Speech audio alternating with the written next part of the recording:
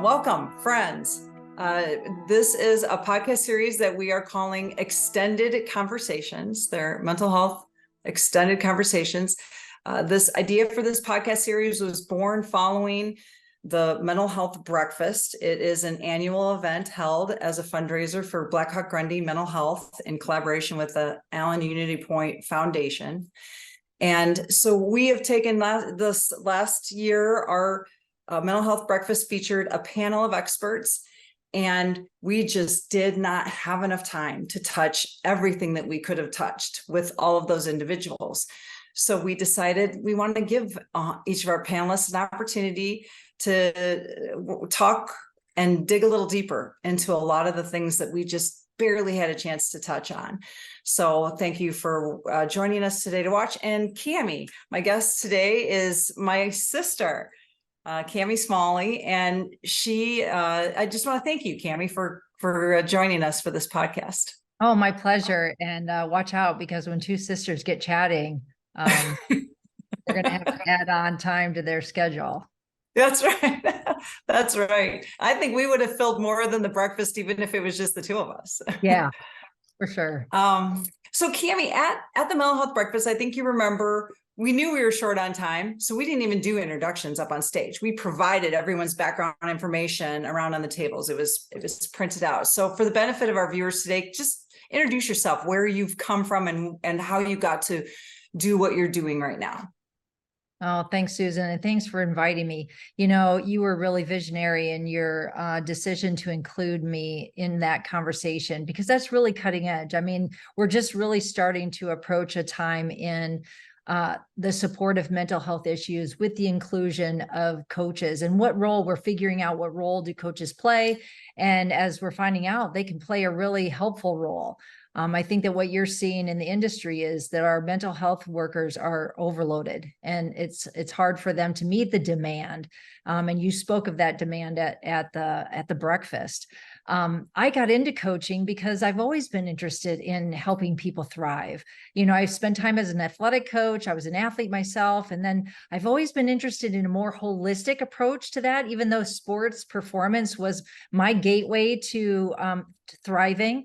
I always understood that I really wanted to see people excel and thrive in their life, in family, in work, in school, in relationships, with their physical well-being and all of it. And so I was really lucky to just navigate a career that more and more I've been developing along with the discipline, to the point where coaching now is a very well-established, board certified profession that more and more is finding its place in different settings. In the business setting, you know, there's coaching is widely used in that arena, education, hospital settings, which I supported a hospital's wellness program with resilience-oriented coaching, but is varied, just like therapy can be, from a lot of different expertise angles. Coaching and the coach can vary on the expertise that they bring. So in particular, I am seen as a resilience coach. I think that's why it felt natural for you to include me, because I meet people in life when they're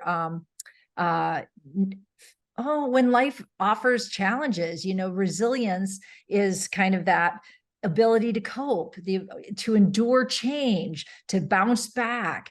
And people might be resilient in some dimensions of their life, but when life throws at them a challenge that challenges them emotionally or spiritually, sometimes people aren't well equipped.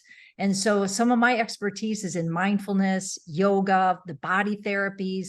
And so I offer a comprehensive approach to help people learn skills that are going to help them navigate that very uncomfortable emotional dysregulation that can make me think I need therapy. And some people do, but a lot of people can just feel really uncomfortable and could benefit from working with a coach.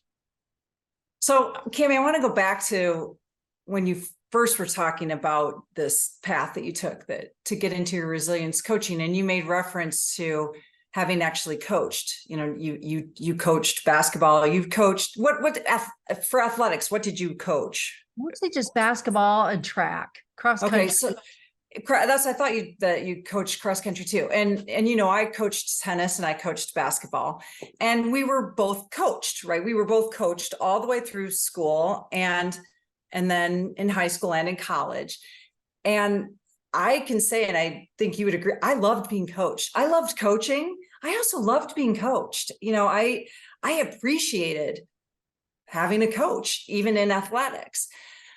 So now I'm shifting forward to this position that we are in life, and I'm going to be very stereotypical here. I think about your potential clients in the world, and I'm wondering, is just like in athletics, where it seems like we just really have a lot of females trail off, right? There aren't as many females that stick in that setting of athletics where they are being coached. When I think about my groups of friends, I have far more adults that I know that are males that were coached clear through high school in some kind of a sport, and then maybe into college, then with the females. With your clients, is there a difference? Do you think that men are, I don't know if I'm more familiar with, more looking for, more wanting to be coached like that? Oh, Susan. Okay. That's a very loaded question. Big question. First of all, I want to help differentiate between what you and I receive from the discipline of athletics versus the career of coaching. So, you and I were taught, if a coach tells you to do, it's about what the coach tells you to do. And we're good at following instructions. And then you develop a work ethic, right, around that. Like, I'm not going to just hit the mark. I'm going to go beyond the mark, because I just want to really excel and be noticed and to achieve more. Coaching, the discipline, the professional discipline, is not about telling people what to do. And I had to really rework the way I would coach an athlete. Is not the same as what I do professionally as a coach. Now, I would probably approach my athletic coaching differently now with some of the skills, because what we really want is to build autonomous people. I mean, you can see behind me, my Guided Resilience logo is a cairn. Right. Coaches are really a guide. We walk with people. We help point things out for them, but they take it in independently and they integrate it on their own. And coaches just really provide a safe space for them to do that exploring and to manifest their path on their own. Now, a coach, they have a plan, and the players are there to execute a plan designed usually by a coach in cooperation with the team. But that's just a very different setting. Does that make sense? That does. And I think it's fascinating to me that now when you look at yourself and who you are as a licensed resilience coach, and the experiences you've built over the past few years doing that, you look back on your past self and, wow, I might have handled that basketball team or that cross country team a little bit differently.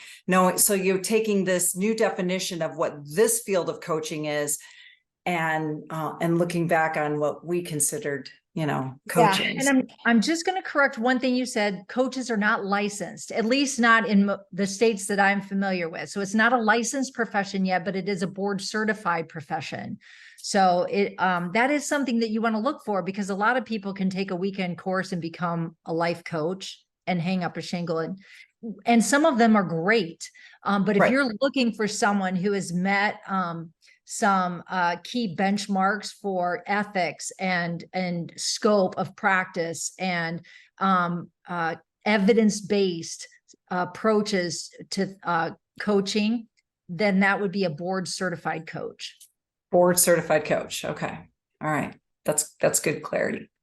Another thing that you mentioned in your introduction to what you're doing now, is you were talking about some of us, when we are in these difficult places in life, we don't know where to turn. Because we don't have a coach, we don't know where to turn and how to approach it, and how to find what we need, and how to build ourselves up. I think of my own circle of connections, and the point at which, I've been in situations where, wow, I have well, we have a wonderful family, right? We have a very close family, and we can talk about anything with each other. I have adult children now that I'm very close to, and I have a beautiful circle of friends, that have traveled with me through dark times, and also, celebrated in wonderful times. And those relationships that we have, just the women in my life. But there are times when I can go through that whole list of all. I think you can see me thinking of all of these people in my circles of love that tend to me when I need it. And there are times when there's things that come up that I don't even know. It's not even that I wouldn't be comfortable necessarily talking to any of those people about it, but I don't know what they would do with it. One of the things that you mentioned, the fact that you have love for these people, that love is one of the challenges for the listener, whoever that is that's showing up for you. That's a barrier for them because they want to help you not suffer. So they're going to go right away into fix it mode. And that's what part of why we go to them too, right? We might want that love and that comfort, but coaching is really about helping you navigate and maybe to explore a little deeper, to be uncomfortable to the point that you really honestly examine what needs to change.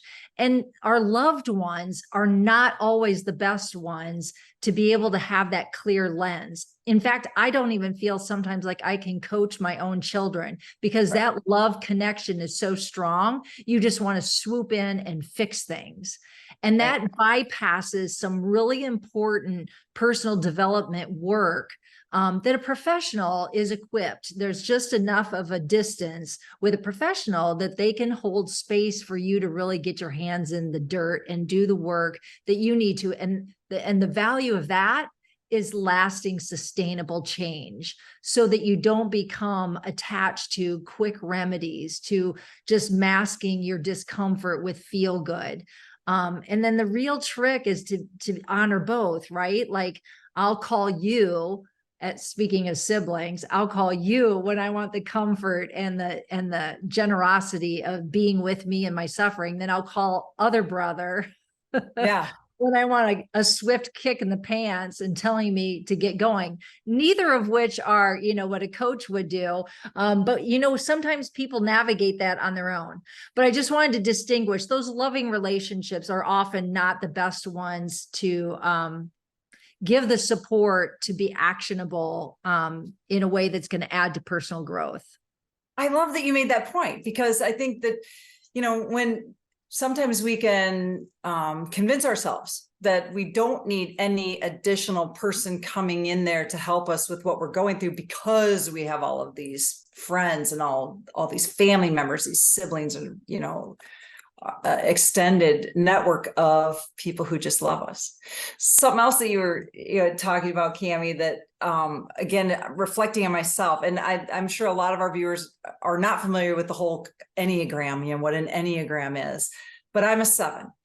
So I've spent, I'm almost 55 years old, and I have really mastered avoiding uncomfortable feelings. I seek joy, and to the point where I don't even, if there are unpleasant things, I can even like push them completely out of my mind. When you're working with people who are not comfortable going to those places, how do you do that? How do you do that? Gosh, you're asking some tricky questions. So, the first thing that came to my mind when you asked that, Susan, is that being on guard for toxic positivity. Toxic positivity. I love that. Wow, I've experienced that. Yeah, and it's toxic only in the fact that it doesn't necessarily guide you to the growth or meet you in a way that is going to add to your personal growth in the moment. So you described yourself as preferring to go to joy.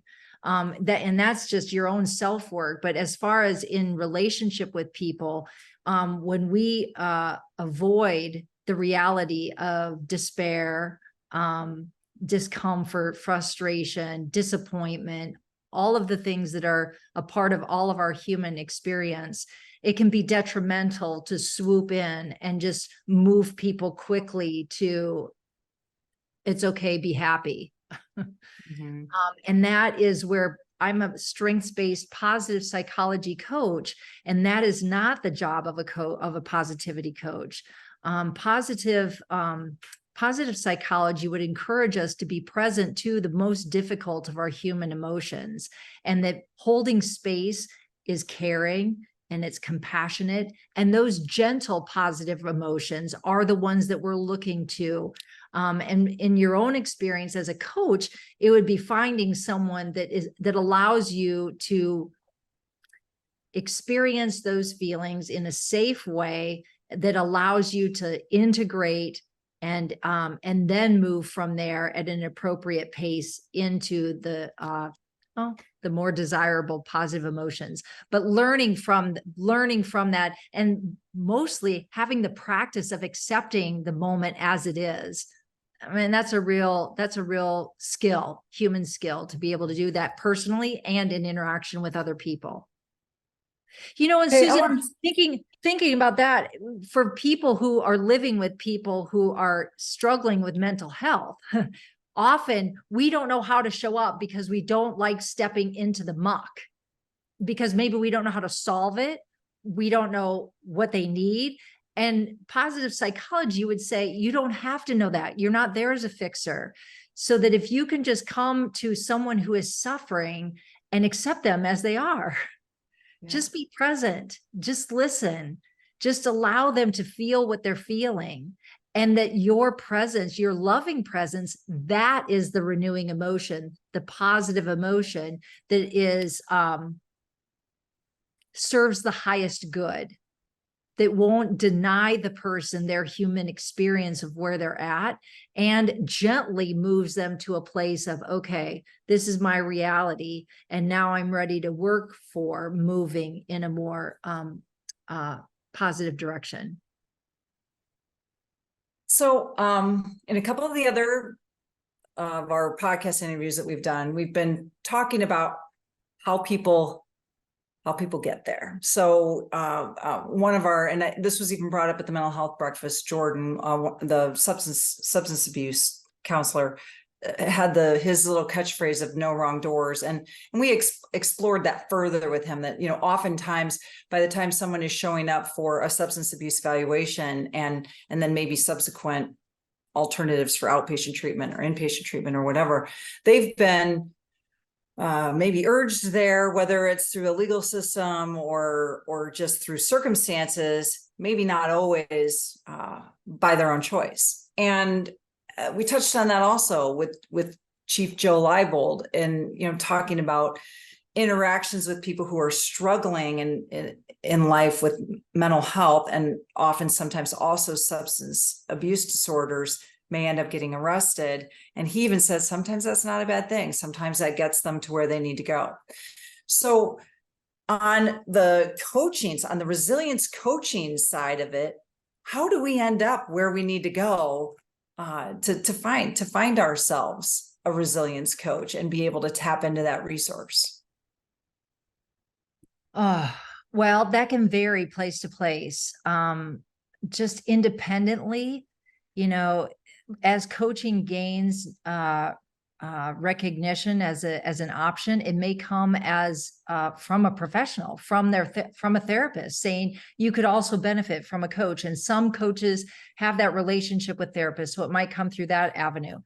In the business setting, business cultures have gotten more and more to include coaches in their repertoire of wellness services and health services to their workforce. On their own, people, are just going to maybe have to also be open to looking for that. Coaches are out on LinkedIn, professional resources, social media, and or in books, doing your own exploration that way. It's a fairly new profession, so the information is out there, but it's more prevalent in institutional pathways that kind of guide you to that. something you said though that I want to respond to, that coaches also contribute to, is what you're describing is a growth mindset. And that is something that I think is at a deficit in our culture, that starting in education, you know, that you have to hit a certain mark, you have to perform a certain way in order to excel. And a growth mindset really tries to agree, you know, some things we do have to hit a mark for sure. And there are things in our life where we can give ourselves permission to grow through our mistakes. And that, I think, is kind of a cultural deficit that we have as an American culture, is attachment to perfection. And a growth mindset allows people to recognize that no matter the path they take, no matter the setbacks or the missteps, that there is potential for growth in that. And in my work, in the mindful pause work that I do, the guided resilience work, I refer to that as the equally true. So that no matter the result or the consequences of a choice that you made, there's something to be learned from that, and that contributes good. All things work for good. And with the proper support of therapy or coaching or other spiritual leaders, those kinds of people can be present to you to help you see that and grow the skills of a growth mindset. Oh, I love that. I love that. Okay, so you mentioned that one of the sources of referral that I'm sure some of the clients that you work with have come from being sent there from a mental health therapist or a counselor that they're working with, and they say, hey, so the referral can come that way. Does it ever go the other way? Have you had clients that you work with where they don't have a therapist or a psychiatrist, like they don't have a psychologist, but you're thinking, you know, so can you talk about that? Yeah. Do you mind if I share a slide to help us? Please do. No, yeah, please do. So that's a great question, Susan, and one that is more and more getting clarity between the professions of counseling and coaching. This shows where therapy definitely has scope that is strictly therapeutic. And this would come with the diagnosis of the mental disorders as described in through medicine.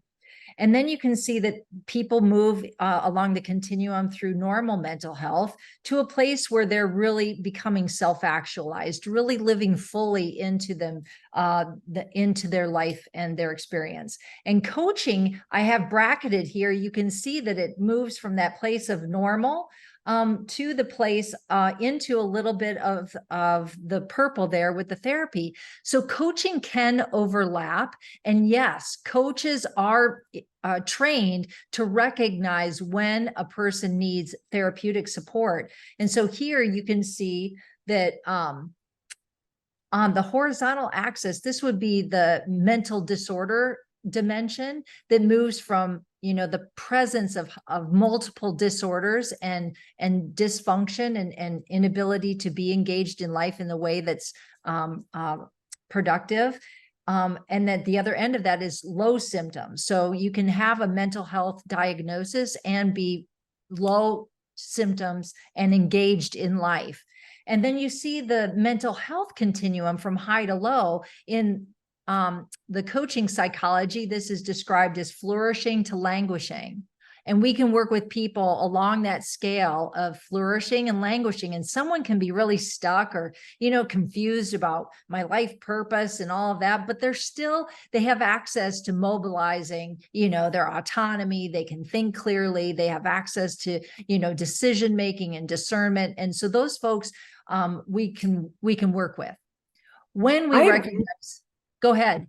I really like this graphic.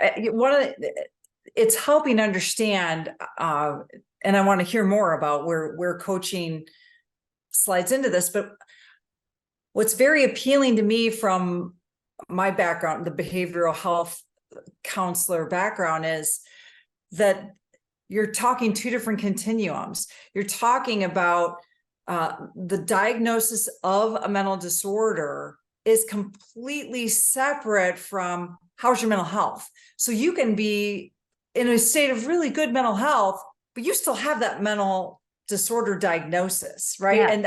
And this illustrates it beautifully. Yes. And you articulated that very well. Thank you. And so this diagram, then a therapist would be helping a client, or in their language, a patient, improve on their mental disorder, while a coach then is helping a client improve on the mental health continuum.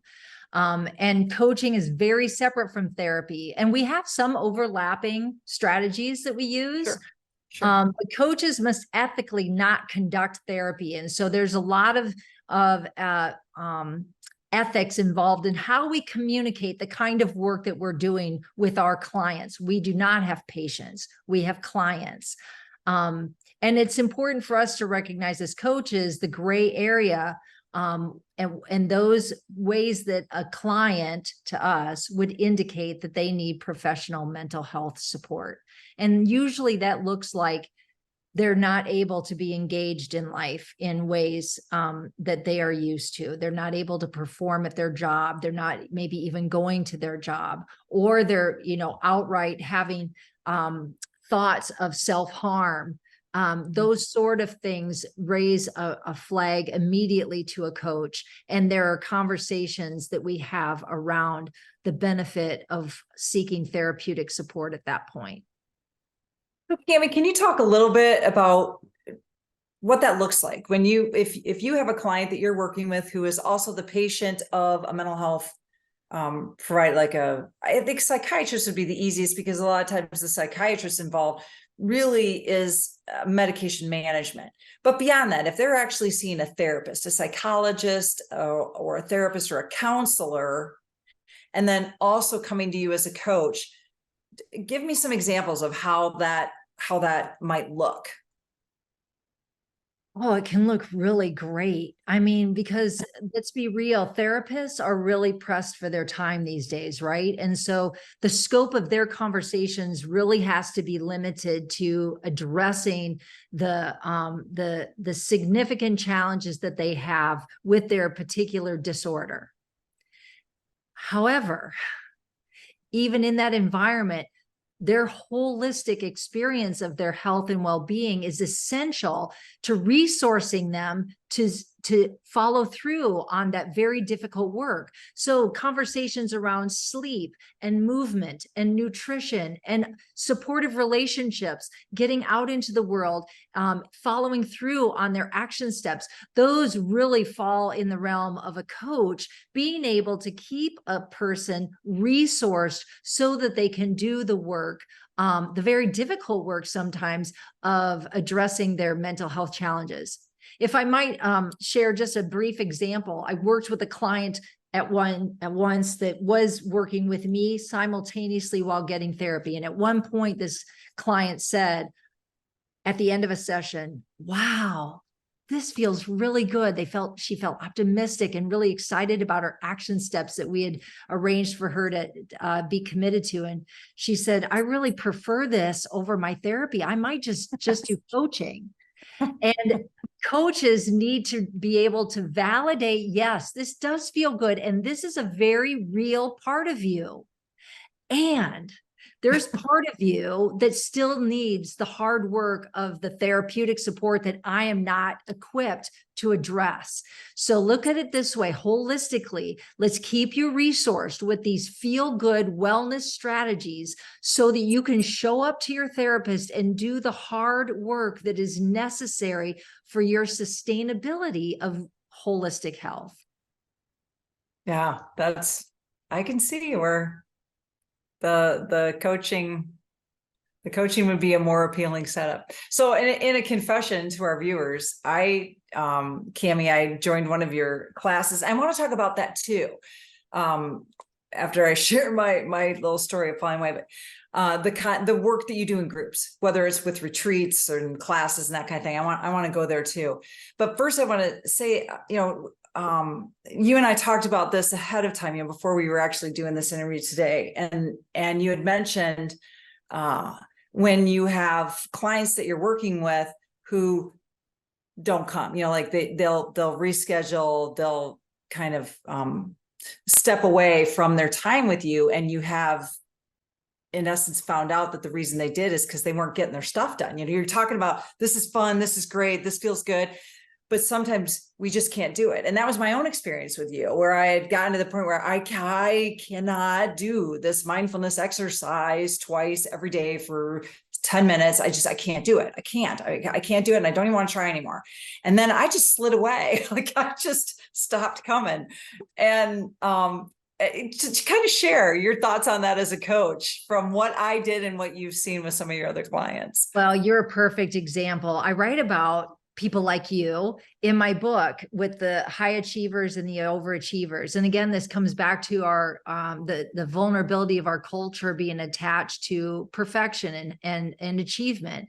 And so I know I said in the class that you were in, probably not just once, but a few times, I always tell my clients or my groups, don't be attached to the homework. All of this is invitation, not an expectation that you will get out of this program what you need and what you're ready for. And so let go of having to show up for me. You're showing up for you. And whatever you're doing is exactly what you need to do.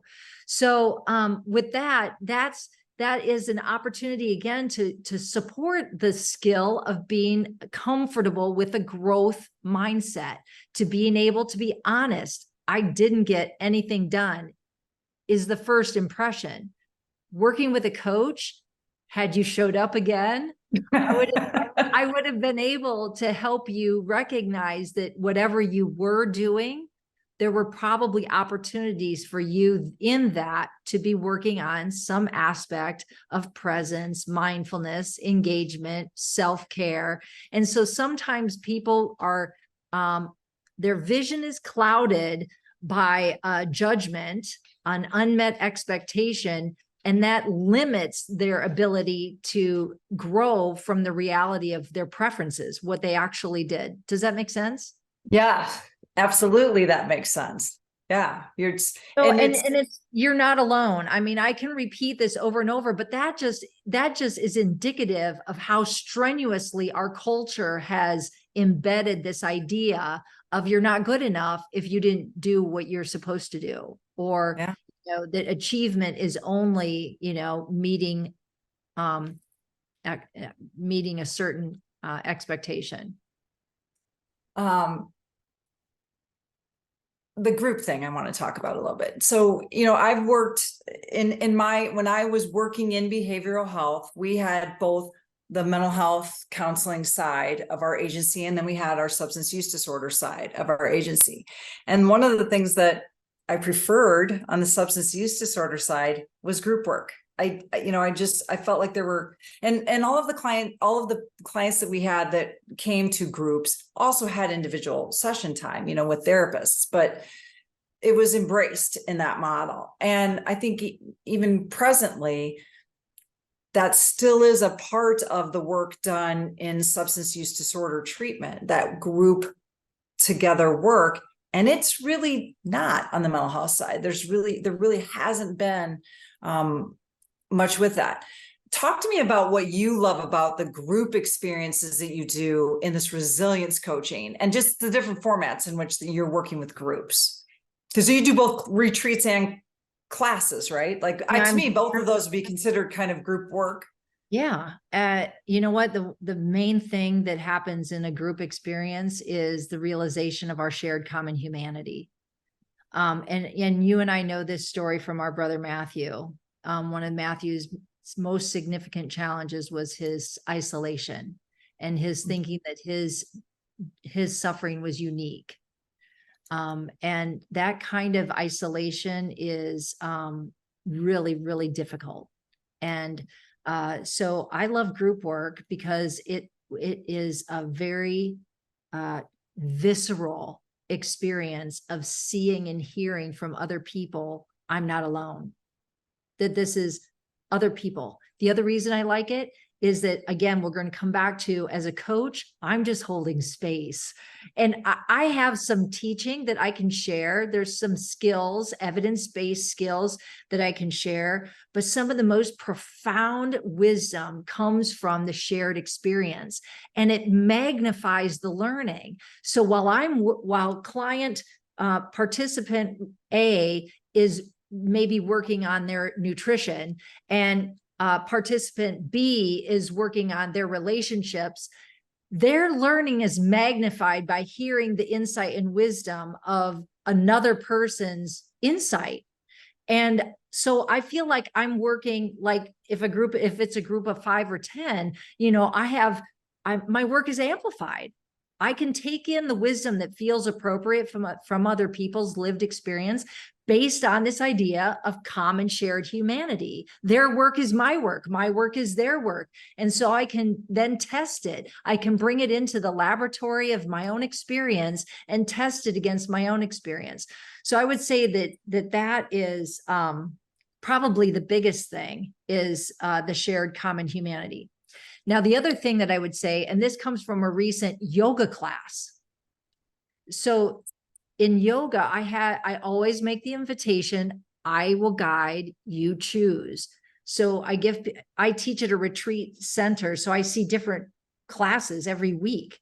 Nobody's consistent. So I don't know their background, their history. So I trust that they're going to come to the class and do what they need to be able to do. And I make that offering, no comparing to your neighbor or to me. This is your retreat. This is your body. Do your practice. And on this one particular day, a woman really took that to heart. And for a lot of the practice, she didn't do any of what I told.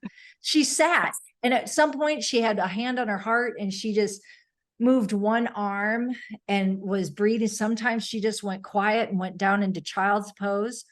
There was a time in my early teaching when my ego would have gotten in the way, and I'd been disturbed, or I'd been insecure. Like, am I doing something wrong? Am I guiding wrong? And I'm at a place now where I saw that and I was joyful. And after class, she came to me and she had something she wanted to say. And I was not a good coach in that moment, because I was overwhelmed with happiness for her. And I said, your practice made me so happy. And she like slumped, and she said, I was just going to come talk to you because my practice made me so sad. Wow. Because while she followed my advice, she was internally battling. She was a cancer survivor. She had endured a surgery recently. She couldn't do a lot of what I was doing, but she had the desire. So she did what I said, but she still didn't get over that hurdle of comparing to a past version of herself. Right. And so we had this great conversation about, she worked harder than any of us in the class that day. Yeah. Wow. Some of us move through, our bodies are able to move like they've always moved. And I can hold my body weight. I can do this and that. And the class flows. I'm able to breathe and move and stretch. Yoga begins where that tension happens. And she met it every pose. She met the tension of, I'm not what I used to be. I'm not what I used to be. And coming to peace with that, breathing with that, embodying, catching up with herself, seeing herself with fresh eyes. Mm-hmm. That's coaching. That's living a life, a real life that meets yourself compassionately where you're at, and then taking appropriate steps forward. Oh, that's beautiful. And it calls to mind, I know that, you, because you are a yoga instructor also, you've done, when we've gotten together with Camp Cousin in the past, and just, when we've done even more recent family gatherings, we've sometimes said, come on, Cami, take us through yoga, one of my fondest memories was recently in Bayfield when we were at the marina, and we just cleared space in the lounge or reception area of the marina and pulled together an impromptu yoga class. And that day and other times, I know that you're aware of this, Caitlin, my oldest, cries when she does yoga. And I know we have viewers that aren't really familiar with yoga to understand that it's poses and breathing. You do mindfulness meditation and you've pulled other things in, but what I'm talking about, what Caitlin has experienced and it's not just with you, every time she does yoga, she cries. And it's gotten to be a joke almost in the family. What's from a yoga instructor perspective, what is happening in her body when it is just instruction on poses and instruction on breathing, and she's participating and she cries? What might be happening there? It's all energy. Yeah. It's just moving of energy. And our culture really has a unhealthy relationship with how, when, and where we move the energy. And that emotional release, no doubt, can't happen really at work. Like, I work with a lot of doctors and nurses who have to, yeah. Police officers, Joe Leibold talked about that with police officers too. Yeah. Any teachers, I mean, they witness. Most humans go to work, and we have to be guarded, and we have to build a bit of resilience to perform our job. We have to suppress some of our emotional reactivity to the complexity of life. Right. That said, we are human beings that have to process the complexity of our human life. And so humanity has been looking for ways to do that healthily. We are in a time where, fewer and fewer people are going to church, that you would have rituals that would help people process. Fewer and fewer people are remembering that they have a body below this thinking mind. And so not moving the body, which is a cathartic experience, or allowing ourselves to cry, or getting the mental health support to integrate this. Thought is energy, emotions are energy. And so it has to be, name it to tame it. I mean, we have all these, name it to tame it. We have to, we wear a lot of that in our bodies. So the healthiest, prescription, for coping with the inevitable emotional disruption in life is to have healthy ways of processing. So what happens in yoga is that if you're finally in a class that gives you permission to breathe, and breathing animates the body, and it's visceral, you feel it. And then it's just like you open the dam, and when things start to flow, they're going to flow. And that's, and it is good, right? And Caitlin doesn't even describe it as necessarily sad crying.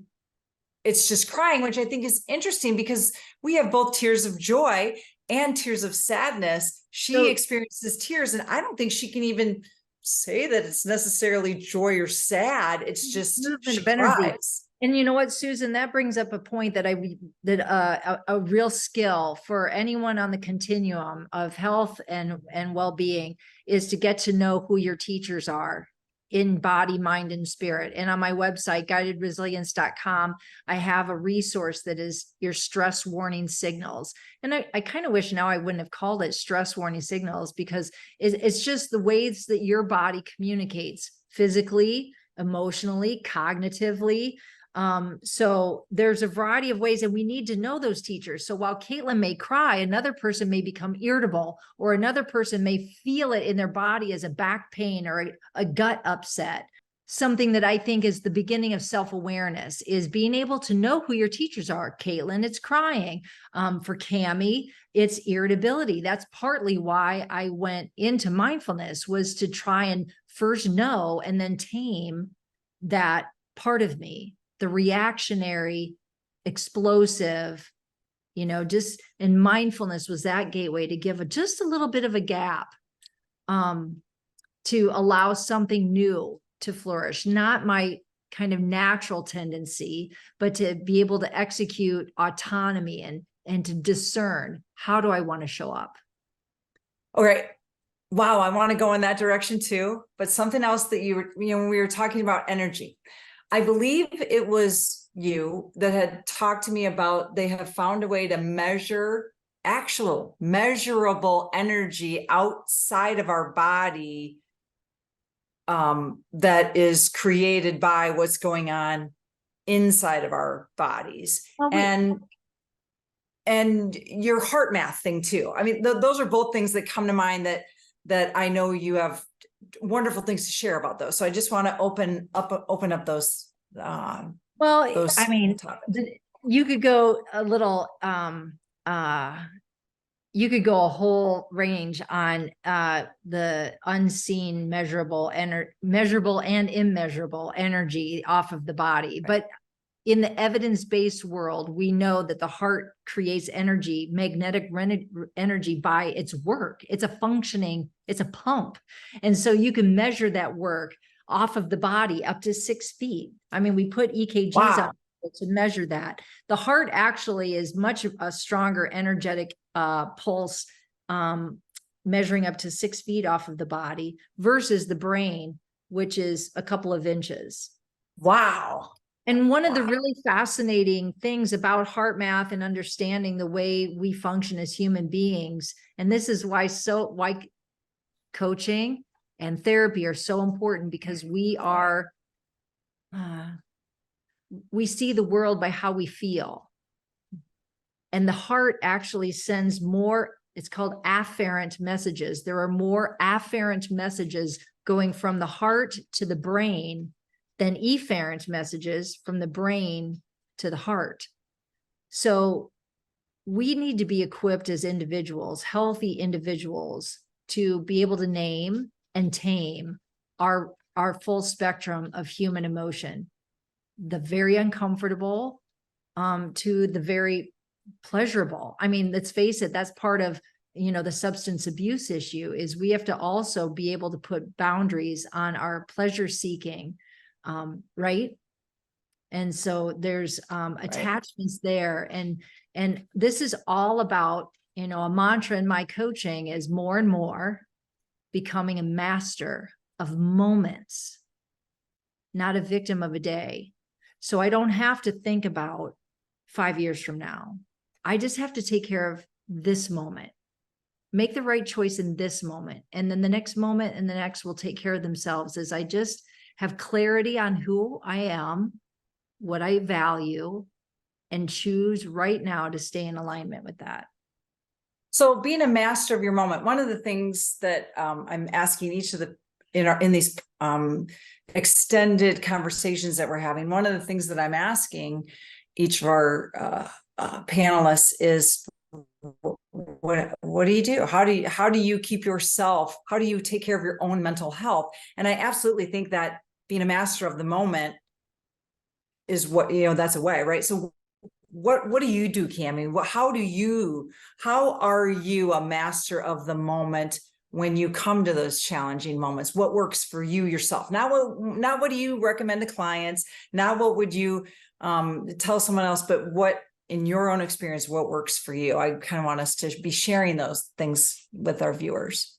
That's a great question. And it fits with the invitation that I like. Everybody has their own path, right? And for me, it is the self-reflection and getting being engaged with it's not, I don't have a coach, but I have a spiritual mentor, a partner that we meet on a regular basis, having those conversations.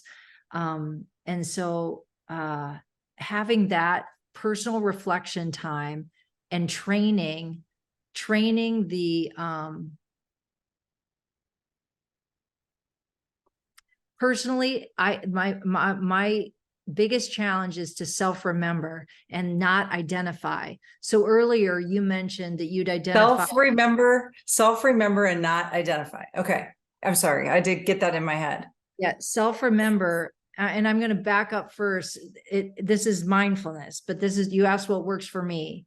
Right. This growth has come for me in one, self-observation. You have to function as two. You have to separate and be able to see yourself.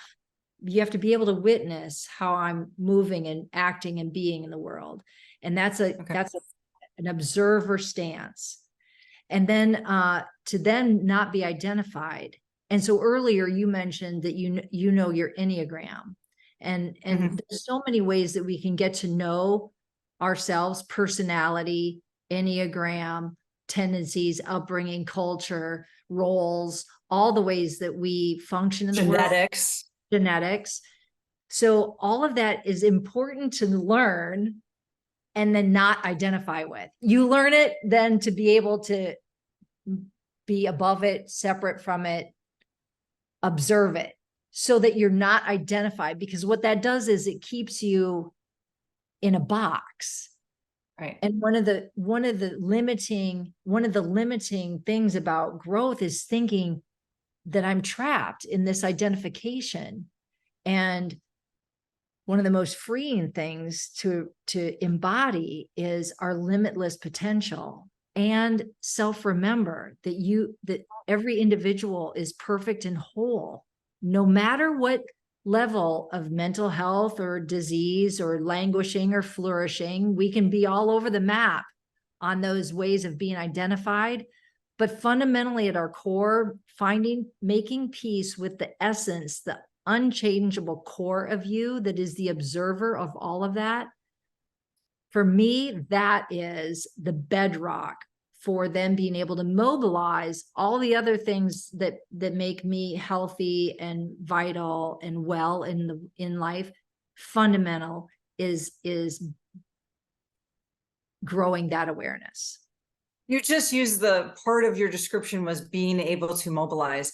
We got feedback from the mental health breakfast, and wonderful comments, great feedback, and then also, hey, I'd like more of this, or I wish there was more of this. And one of the themes that was repeated a few times was, what about the family members of a person struggling with mental health, or a family member of somebody struggling with substance use disorder? And when you're talking about being able to mobilize, I think that's often where, as with us, and having Matthew, our situation with Matthew, a lot of times I think we felt immobilized, and having tools that, whatever it looks like for any individual, that keeps them in a place where they can be mobile. And I just think, wow, the idea of resilience coaching, I think, would be a beautiful, valuable, excellent resource for more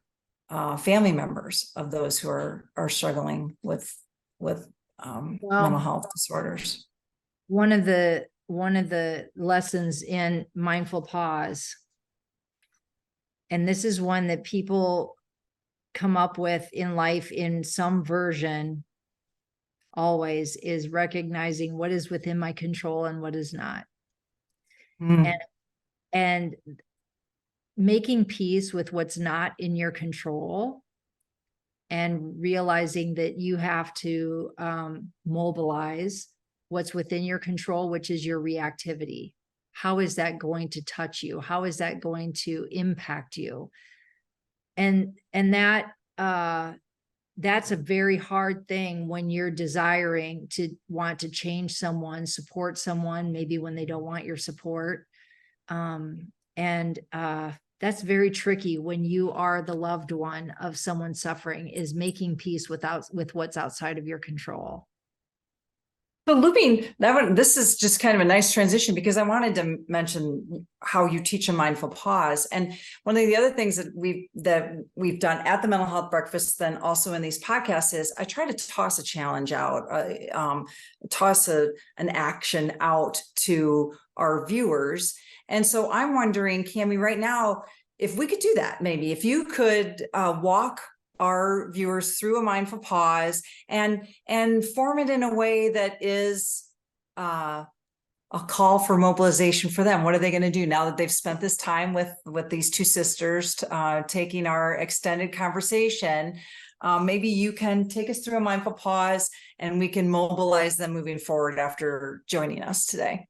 You know what? Let's do the moving, because I love to embody. Let's do a moving mindful pause like we did at the breakfast. So maybe if people liked that movement, creation, breath, flow that we did, that now they'll get to practice it again. So we're bringing our hands in prayer pose and let them rest at our heart. Standing or sitting in mountain pose, we come to a mindful pause to stop, breathe, think, and choose.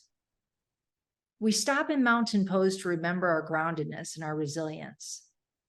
We breathe, pay attention to drawing the breath in through the nose, carrying the breath down into the core of our bodies. Feel your breath enter and leave the body, allowing the breath to be an anchor holding us to this moment.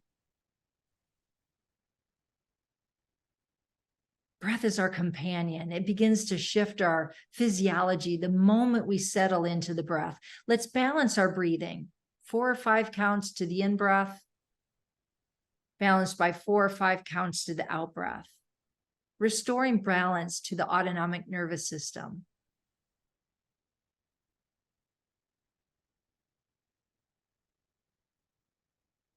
If you do nothing but remember those first 2 steps, to stop and breathe, this wakes us up. This brings us back into the present moment. And then the think step. I invite, if your eyes are closed, to open your eyes. And we're going to think as we move through a series of postures. Hands lift up, eyes lifted up, remembering to seek inspiration and support outside ourselves. Nice deep in-breath, out-breath, arms open, shoulder height, remembering the interconnectedness of all things and remembering that our suffering is not done alone, remembering our shared common humanity. In-breath, bringing hands folded over the heart. Be a seeker. Know thyself. Engage in learning, seeking, exploring with the intention of deeper understanding of yourself. Nice deep in-breath, out-breath. Hands out in front. Hands ready to pour yourselves out into the world, supported by the self-care that's absolutely necessary. And this is a renewable resource. In-breath, seek inspiration. Out-breath, remember our shared common humanity. In-breath, resourcing yourself first, good self-care. Out-breath, so that we can pour out into the world. Mindful pauses, seal at your heart. They can look a variety of ways, but the intention is to more and more find ways for you to master moments and not be a victim of a day. Thank you, Susan, for letting me share a mindful pause. Raleigh needed one during the middle of that. He got disturbed. He had his protective mechanism fired. And you know what? That's a great note to end on, because we got to remember that our stress response is there. It's like built in. It's animal. And it's an important protective defensive mechanism. And then we recognize the threat is gone. And then we can come back to ourselves and practice the breath and practice our intention. Yeah, excellent. Oh, Cami, thank you so much. Thank you for joining with me today for this extended conversation and for just all of the great information that you shared. And I think we may have to get together and do some more of these. This is a lot of fun. Oh, this was a ton of fun. And thanks for the thought-provoking questions. And to your listeners, you know, it can be a difficult journey. So stay on the path and seek out the resources and support that you need to thrive. All right. Okay. And yes, and thank you all. And like I mentioned at the beginning, our mental health breakfast is a fundraiser. I mean, we are seeking continued support for Black Hawk Grundy Mental Health and the wonderful work that's done there. So there's also information through a link that'll magically pop up on the screen, or maybe information down below. But I encourage you to also do that and continue to be masters of our moments. So thank you all, and thank you for joining us.